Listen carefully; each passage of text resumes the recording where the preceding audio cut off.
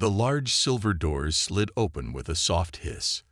Ambassador Frank Miller took a deep breath and stepped forward into the Grand Council chamber of the Galactic Confederation.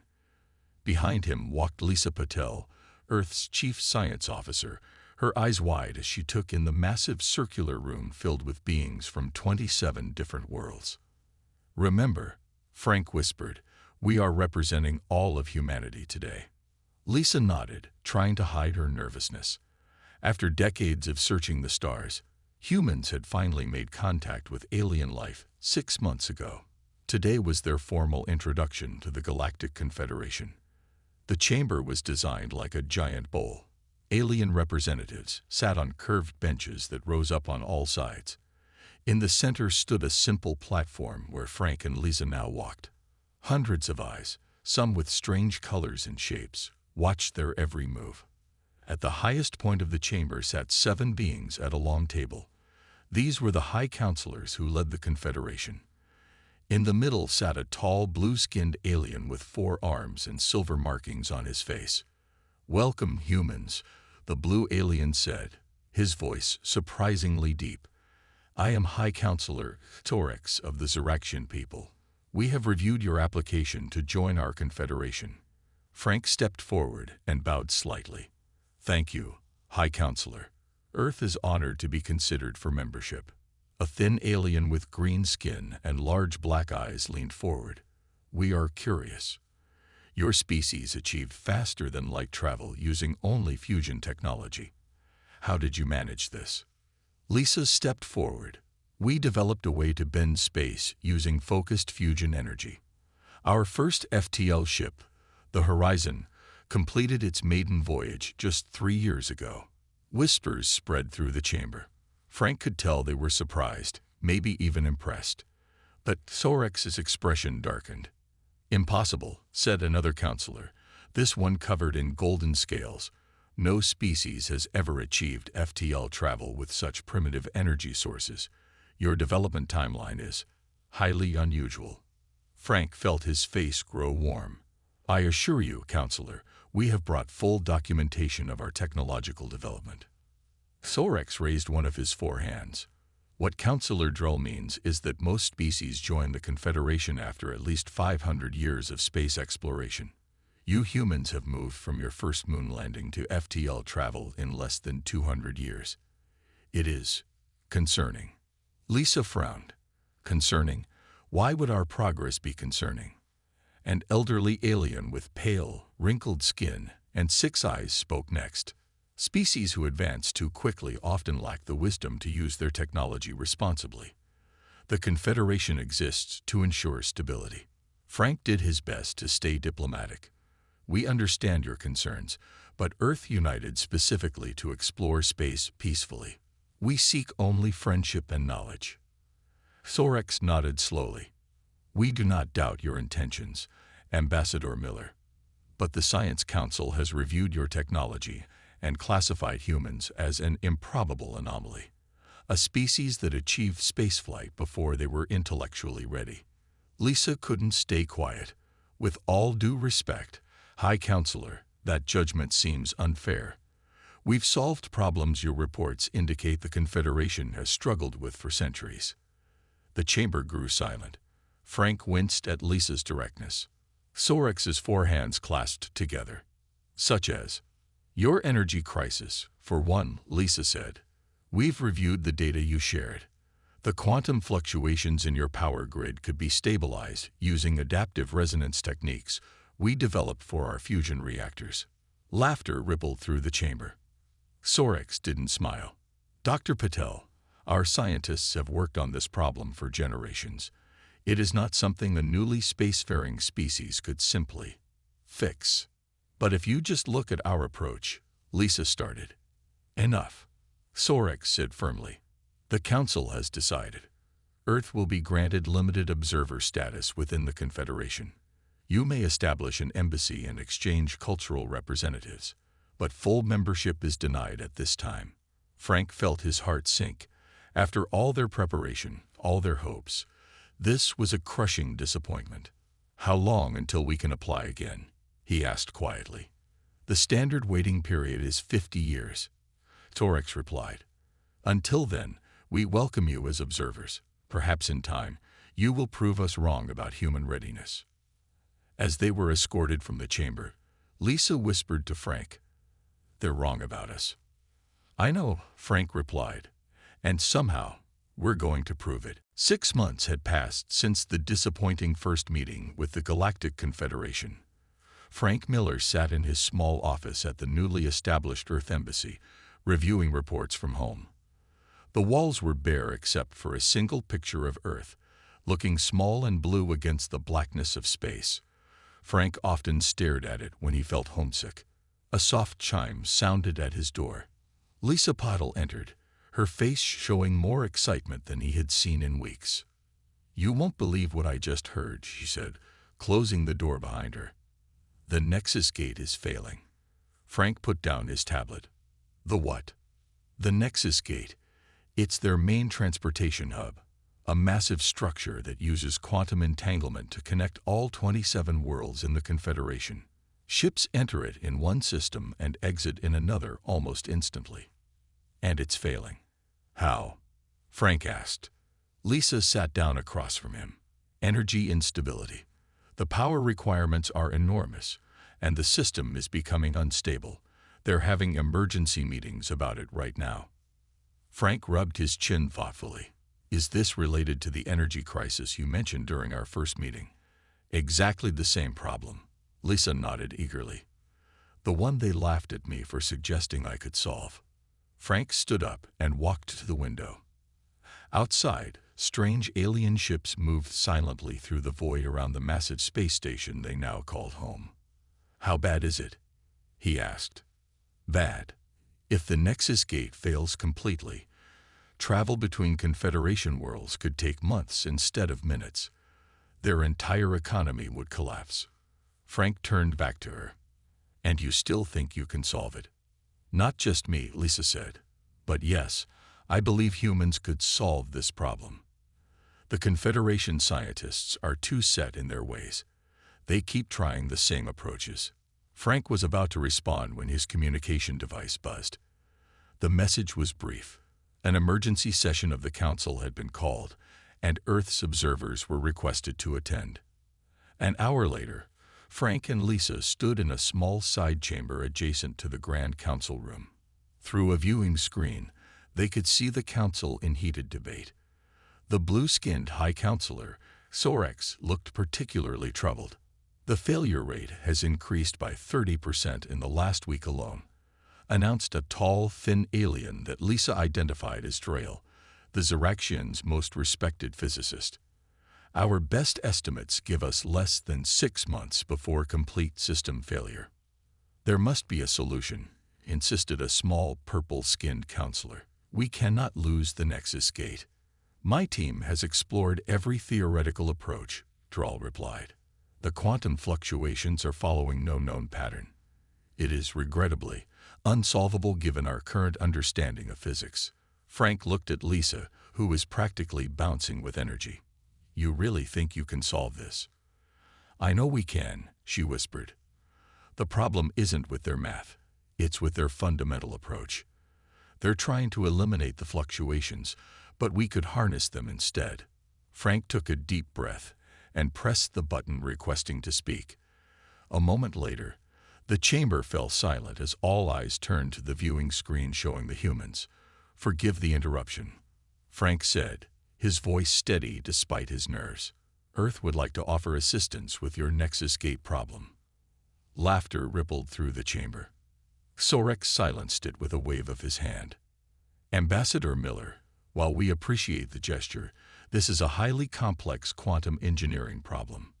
Your species has had faster-than-light technology for merely 3 years." Drahl stepped forward. "It is mathematically impossible for a species as young as humans to solve what our greatest minds cannot." Frank felt a surge of determination. "High Counselor, we propose a wager. If humans can solve this problem, Earth will receive full Confederation membership and equal standing." The chamber erupted in murmurs. Sorex leaned forward, his 4 arms folded across his chest. "And if you fail?" Then we will accept your judgment that we are not ready and wait the full 50 years before applying again.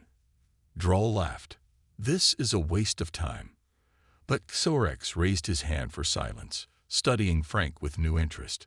Very well, Ambassador. You have 6 months to achieve the impossible. The Council accepts your wager. The Arizona desert stretched out in all directions, its red sands glowing in the late afternoon sun. In the middle of this empty landscape stood an old research facility, once used for testing early space engines. Now it had a new purpose. Inside the main building, a group of 4 people sat around a large table covered with papers, tablets, and empty coffee cups. They had been working for hours, and fatigue showed on their faces. "Let me get this straight," said Jack Russell, running a hand through his messy brown hair. "We have 6 months to solve a problem that alien scientists with thousands of years of advanced knowledge couldn't fix." "That's about it," replied Olivia Wright. The former Navy commander stood by a whiteboard filled with equations. She was tall, with short gray hair, and the kind of posture that said she didn't waste time with doubts. "And if we fail, humans don't get another chance at full Confederation membership for 50 years, added Sam Guion. He was the youngest of the group, barely 30, but his reputation for writing incredible algorithms had made him famous in tech circles. Ben Carter, a quiet man with glasses and a thoughtful expression, looked up from his tablet. "The math they're using isn't wrong. It's just incomplete." Jack walked to the window and looked out at the desert. "The United Space Commission gave us this old facility and minimal funding. They don't think we can do it either." "Can you blame them?" Olivia asked.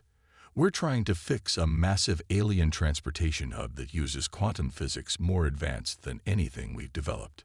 Sam spun in his chair. "I love impossible problems." "It's not impossible," Ben said softly.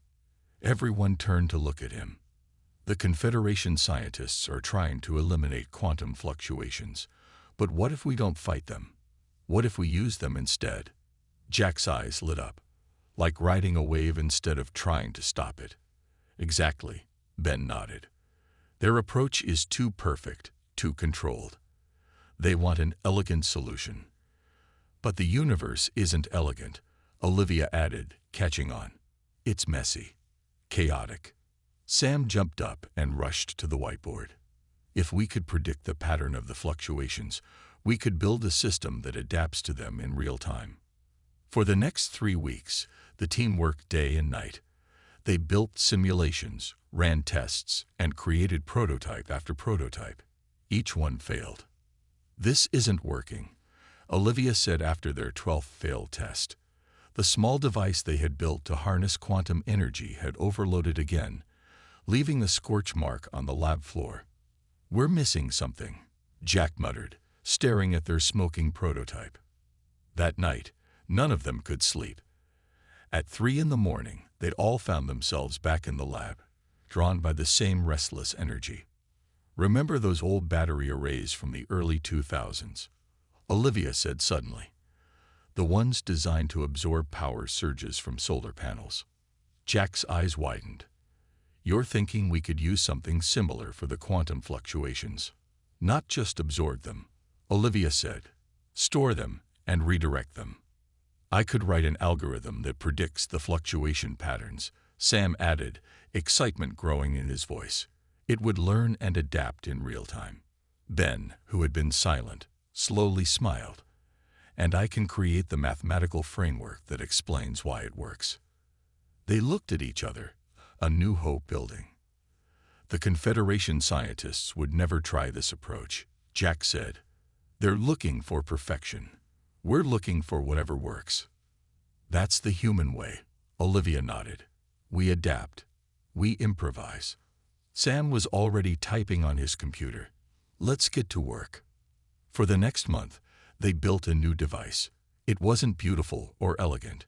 It was a hodgepodge of Earth technology and theoretical alien science that they barely understood. But when they ran the first test, the energy flowed, stabilized, and held. "It's working," Jack whispered in disbelief. "We need to run more tests," Olivia cautioned. But yes, I think we found our solution. They said it was impossible. Sam grinned. They were wrong. 2 months into their project, the team had made remarkable progress. Their device, which they called the Chaos Engine, could now harness small quantum fluctuations and convert them into stable energy. But scaling it up to handle something as massive as the Nexus Gate seemed impossible. Jack sat on the floor of the lab, surrounded by parts from old Earth computers and pieces of equipment they had built themselves. His hands were dirty, and dark circles showed under his eyes. "The aliens would laugh if they saw us now," he said. The great human solution, held together with what basically amounts to duct tape and hope. Olivia looked up from the power coupling she was adjusting. Duct tape has fixed more problems in human history than any fancy alien technology. Sam worked at his computer, fingers flying over the keyboard. "My algorithm can predict the fluctuation patterns with 87% accuracy now. But that's not good enough for the Nexus Gate. We need at least 99%. Ben walked in with a stack of papers covered in handwritten equations. His normally neat appearance had given way to wrinkled clothes and uncombed hair. "I've been thinking about our approach," he said. "We're still trying to use conventional math to explain an unconventional solution." "What do you mean?" Jack asked. "The Confederation scientists believe our solution is impossible because it doesn't fit their equations," Ben explained. "But what if we need new equations?" "You want to invent new math?" Olivia raised an eyebrow. "Not invent," Ben said. "Discover. The math already exists. We just haven't found it yet." For the next 2 weeks, Ben barely slept. He filled notebooks with strange symbols and diagrams that the others couldn't understand. Meanwhile, Jack and Olivia continued refining the physical device, while Sam worked to improve his prediction algorithm. One morning, Ben burst into the lab, his eyes wild with excitement. "I've got it," he shouted, waving a notebook. "The math works. Our approach isn't just a hack. It's actually more elegant than the alien solution." The others gathered around as Ben explained his breakthrough. He had found a way to describe quantum fluctuations not as errors to be corrected, but as natural patterns that could be predicted and utilized. In simple terms, Ben said, "We're not fighting the river. We're building a water wheel." With Ben's mathematical framework guiding them, the team made rapid progress. Sam's algorithm improved to 96% accuracy. Jack and Olivia rebuilt the Chaos Engine with a more stable design. But they hit another roadblock when they tried to test the system at full power. The prototype overloaded, sending sparks flying across the lab. "What happened?" Olivia coughed, waving away smoke. Jack examined the damaged device. "We can predict the fluctuations, but we can't handle the energy output. It's too much." For days, they were stuck. Then Sam came up with an idea while playing a video game during a short break. "What if the problem isn't that we can't handle the energy?" he said, putting down his game. "What if we're trying to be too perfect?" "What do you mean?" Jack asked. "In my game, when enemies become too powerful, good players don't try to match their power. They use it against them." Sam pointed to their device. "What if instead of trying to perfectly control the quantum energy, we let it flow through multiple pathways?" Olivia snapped her fingers.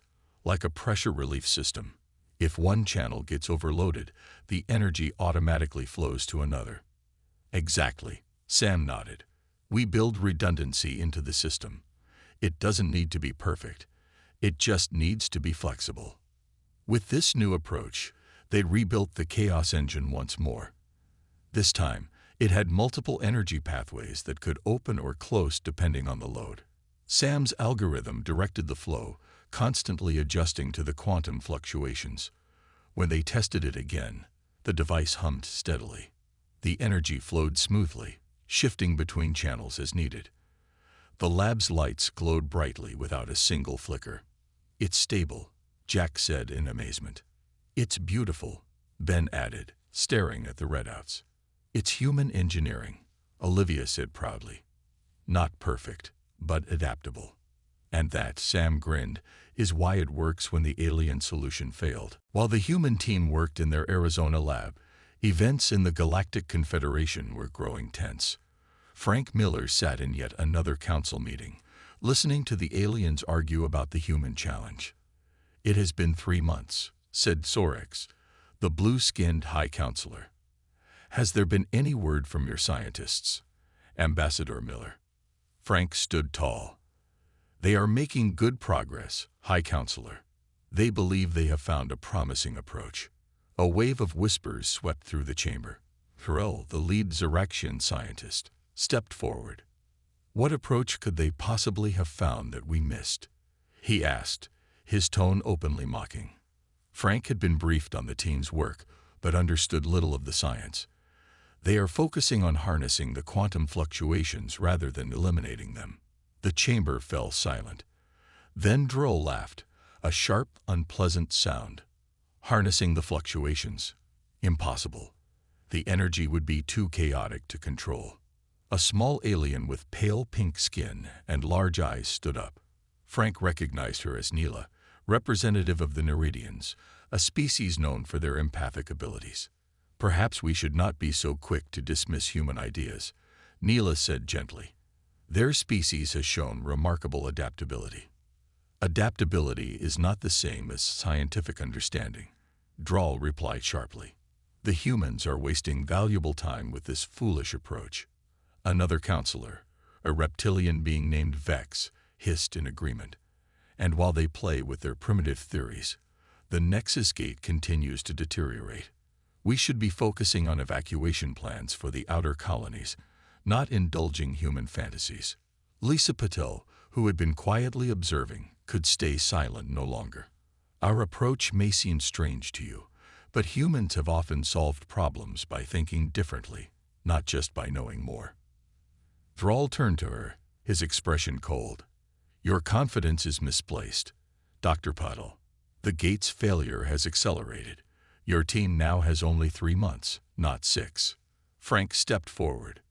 "That wasn't our agreement. Circumstances have changed." Sorix said firmly. "The council has voted. 3 months." After the meeting, Frank and Lisa walked quickly through the station's corridors. "They're scared," Lisa said. "They're starting to believe we might actually succeed." "And that frightens them," Frank nodded. "But why cut our timeline?" Lisa stopped walking. "I think I know why. Look at this." She handed Frank her tablet, showing security footage of a Xeraxian entering the Earth Embassy late at night. "Who is that?" Frank asked. "One of Drell's assistants," Lisa explained. "She was caught trying to access our secure data feeds from Arizona. She wanted to see what our team is working on." Frank's expression darkened. "They're spying on us." "Worse," Lisa said. "After she was caught, I did some digging. The Xeraxians have dominated Confederation science for centuries. Their entire social structure is based on being the most technologically advanced species, and if humans solve a problem they couldn't," Frank began, "it would threaten their standing." Lisa finished. "I think they're afraid of us, Frank. Not because we're dangerous, but because we think differently." That night, Frank received an urgent message from Earth.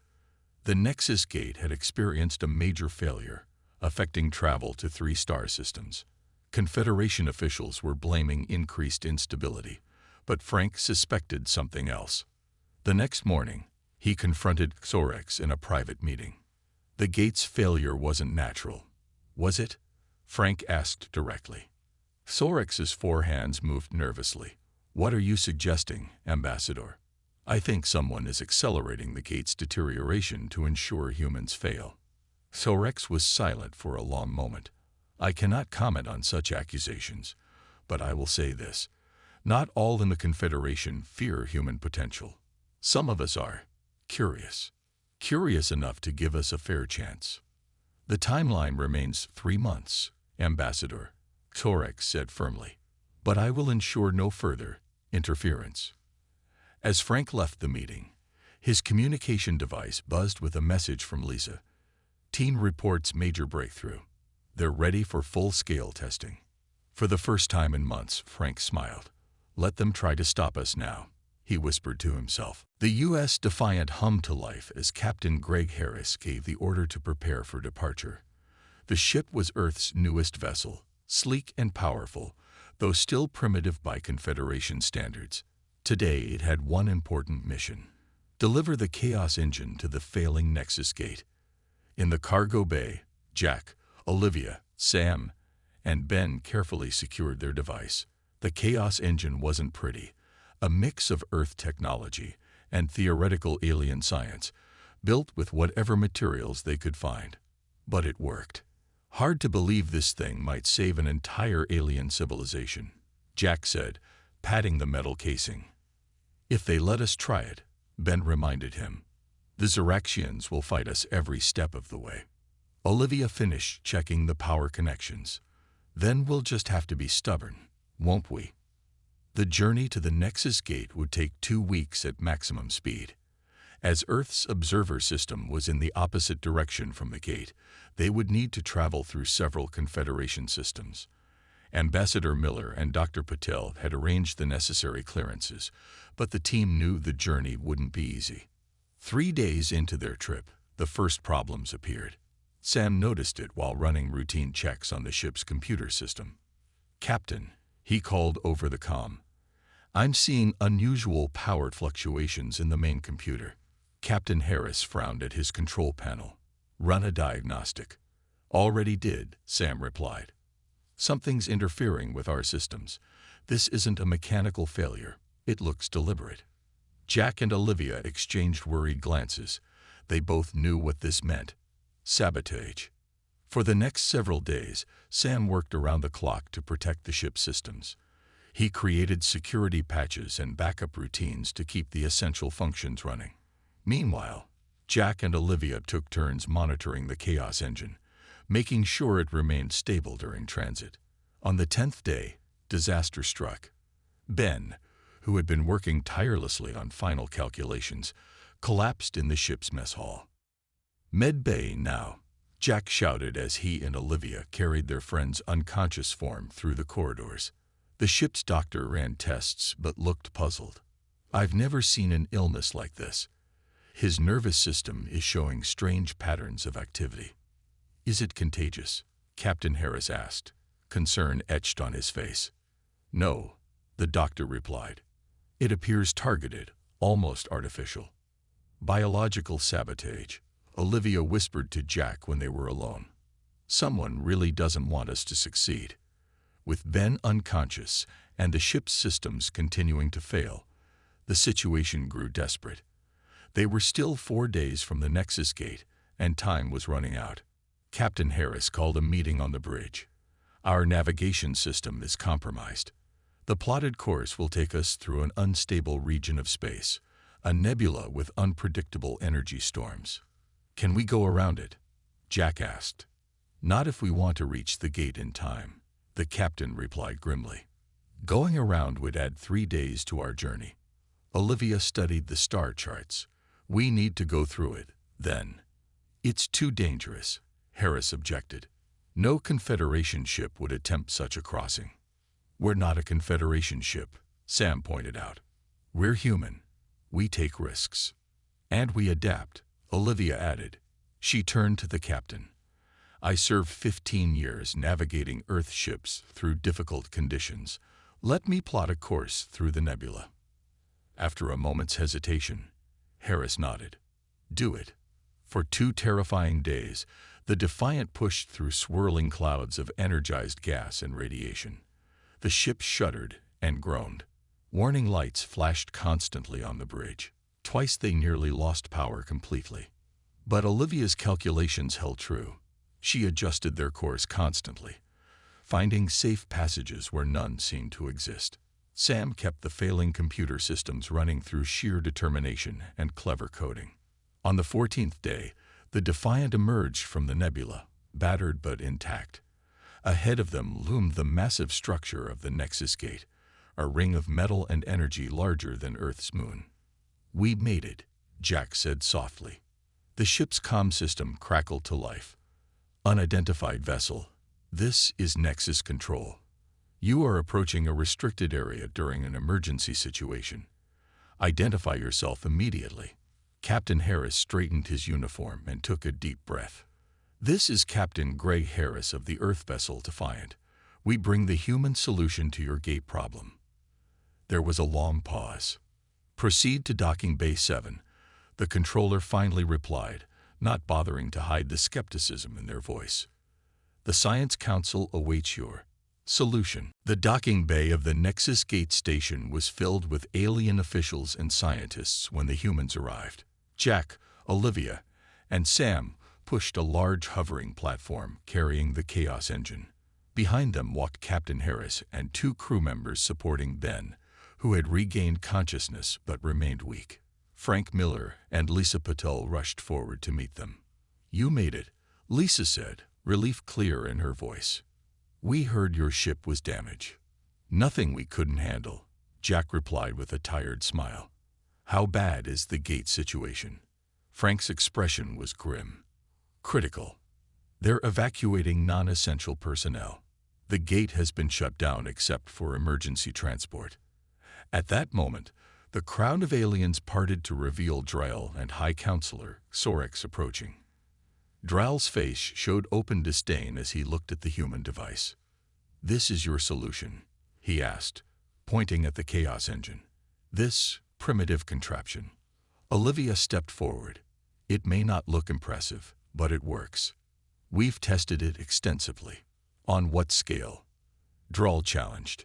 The Nexus Gate contains enough energy to power your entire planet for 1,000 years. Your tests in a small Earth laboratory mean nothing. Hatorex raised one of his 4 hands. We agreed to give the humans their chance. Drell, they have kept their part of the bargain by arriving with a proposed solution. Such as it is, Drell muttered. The group moved to a large observation room overlooking the central core of the Nexus Gate. Through the reinforced windows, they could see a massive swirling vortex of energy, pulsing with unstable blue light. The quantum fluctuations have increased by 200% in the last week, a Confederation engineer explained. At this rate, we have less than 48 hours before catastrophic failure. Sam studied the readings on a nearby console. These patterns match our predictions. Our system can handle this. Then proceed, Sorix said. You may install your device. For the next 6 hours, the human team worked to connect the Chaos Engine to the gate's power systems. Olivia directed the installation while Jack and Sam made constant adjustments to account for the much larger scale of the gate compared to their test environment. Ben, still recovering, provided mathematical guidance from a nearby chair. A crowd of alien scientists and officials watched with a mixture of curiosity and skepticism. Drell paced back and forth, occasionally making dismissive comments about human technology.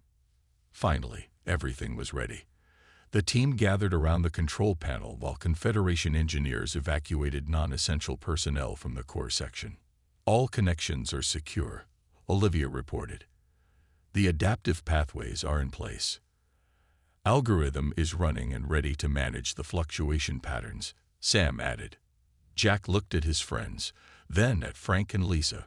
Well, here goes nothing. He pressed the activation sequence. For a moment, nothing happened. Then the Chaos Engine hummed to life, its lights blinking in complex patterns as it began to process the quantum energy from the gate. On the main display, they could see the energy fluctuations of the gate's core. They remained unstable, swinging wildly from one extreme to another. Drell laughed. As I predicted, it's not working. Give it time, Jack said, eyes fixed on the readings. The system needs to learn the patterns. But after 10 minutes, the fluctuations had only grown worse. Warning alarms began to sound throughout the station. Core temperature rising, a Confederation engineer announced. Energy levels approaching critical. Shut it down, Drell demanded. The human device is making things worse. Sorix looked at Jack. I'm sorry, but we cannot risk the station. If your device cannot stabilize the gate in the next 5 minutes, we must deactivate it. Sam was frantically typing at his console. Something's wrong. The algorithm is working, but the energy isn't flowing through all the pathways. Olivia studied the readouts.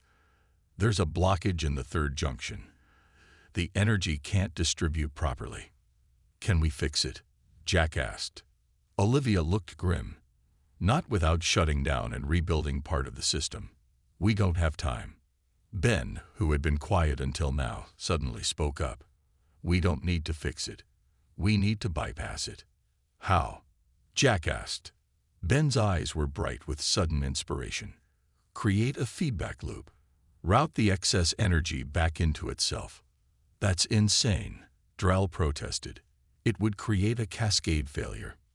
No, Sam said, understanding dawning on his face.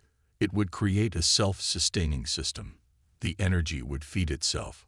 4 minutes remained on Thorix's deadline as the human team raced to implement Ben's idea. Time seemed to freeze as the human team raced against the countdown. Sam's fingers flew across his console, rewriting the algorithm to create the feedback loop Ben had suggested. Jack and Olivia worked to reconfigure the physical connections of the chaos engine. 2 minutes remaining, announced a computerized voice. Almost there, Sam muttered, sweat beading on his forehead.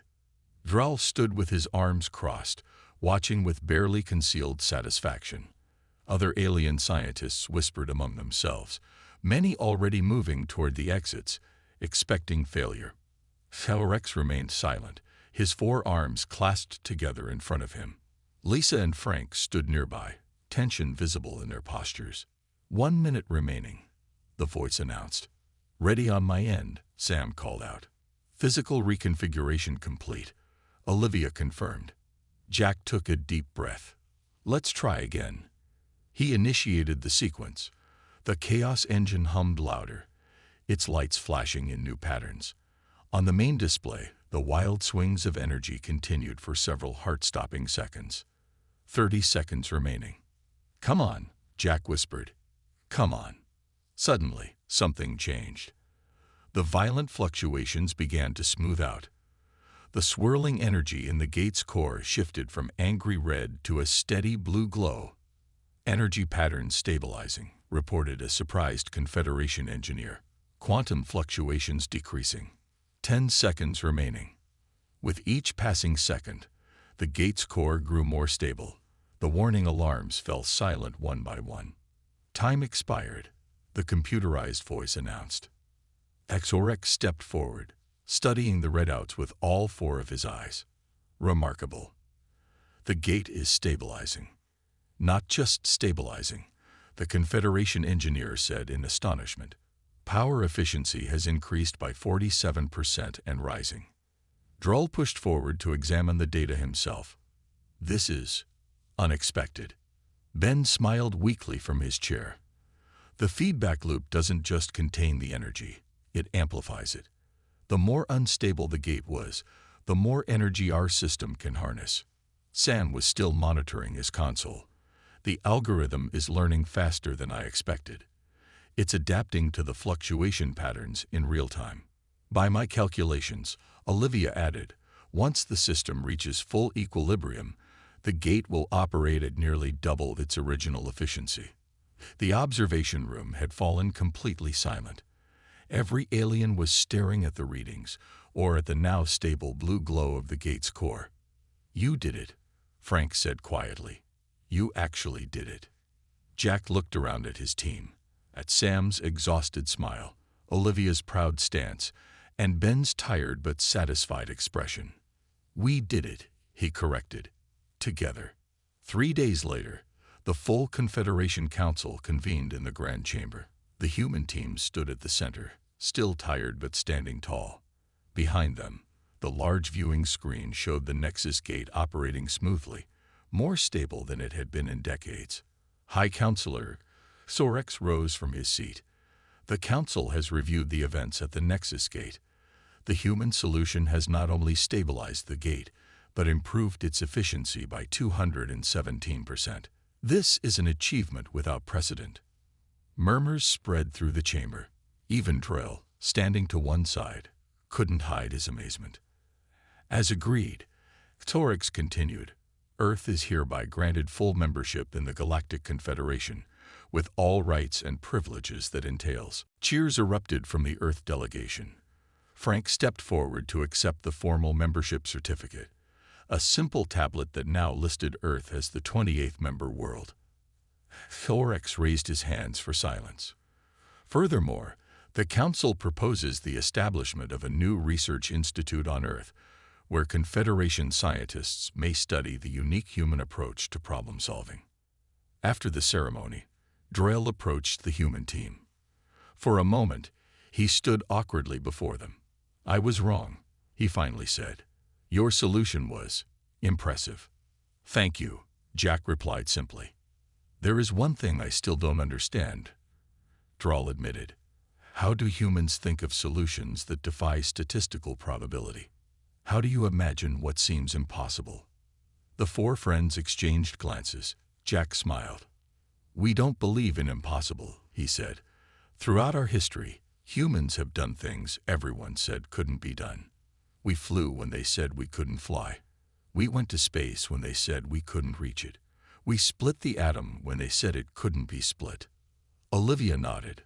"To humans, impossible just means no one has found the right approach yet. And we always find it," Sam added, "because we never stop trying." Drell considered this, then nodded slowly. Perhaps there is something to learn from humans after all.